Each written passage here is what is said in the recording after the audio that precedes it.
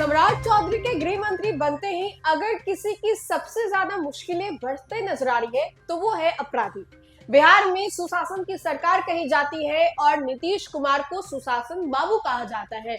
नीतीश कुमार के पास अब तक जो पद रहता था वो अब सम्राट चौधरी के पास आ गया है और सम्राट चौधरी को गृह मंत्री बना दिया गया है। गृह विभाग जो है सम्राट चौधरी के पास आ गया है और मिलते ही सम्राट चौधरी काफी ज्यादा सक्रिय हो गए हैं। इस पद को संभालते हुए उन्होंने पुलिस मुख्यालय में, पुलिस महकमे में ये बात बता दी है कि किसी भी अपराधी को छोड़ना नहीं है और बिहार से बाहर अपराधियों को भेजना है।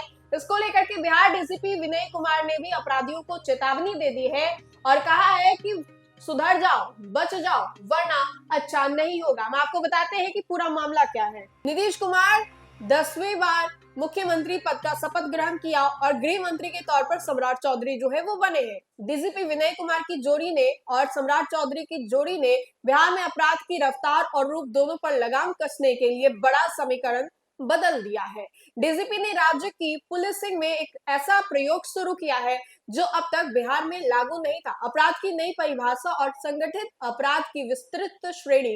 डीजीपी विनय कुमार ने सभी जिलों के एसएसपी और एसपी को साफ निर्देश जारी किया है कि संगठित अपराध का मतलब सिर्फ बड़े गैंग, गिरोह या हाई प्रोफाइल मामले से नहीं।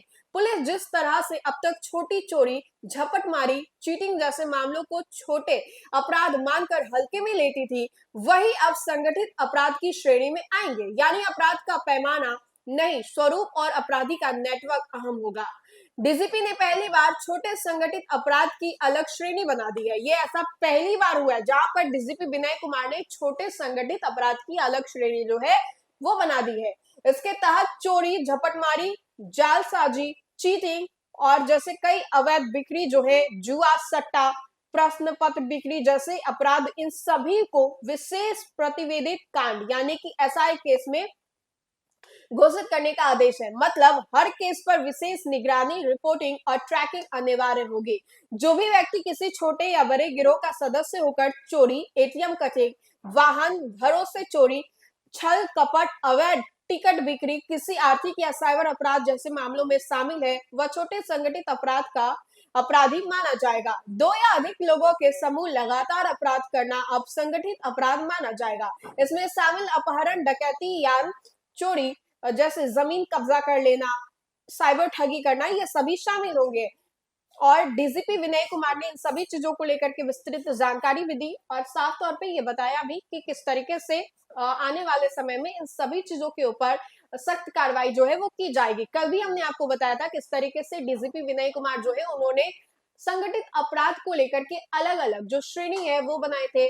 बड़े अपराध, छोटे अपराध और मध्य श्रेणी के जो अपराध हैं, ऐसे ऐसे अपराधों का जो बंटवारा है वो किया गया था। और इन सभी चीजों के बाद अब डीजीपी विनय कुमार ने चेतावनी दे दी और कहा है कि आने वाले समय में इन लोगों को बख्शा नहीं जाएगा। और ऐसा पहली बार हुआ है जहां पर छोटी श्रेणी वाले अपराध भी जो है वो शामिल किए गए हैं। तो अपराधी जो झपट मारी कर लेते थे, पॉकेट मारी कर लेते थे, मेले में अगर आप जाते होंगे तो आपके पॉकेट को मार लिया जाता होगा।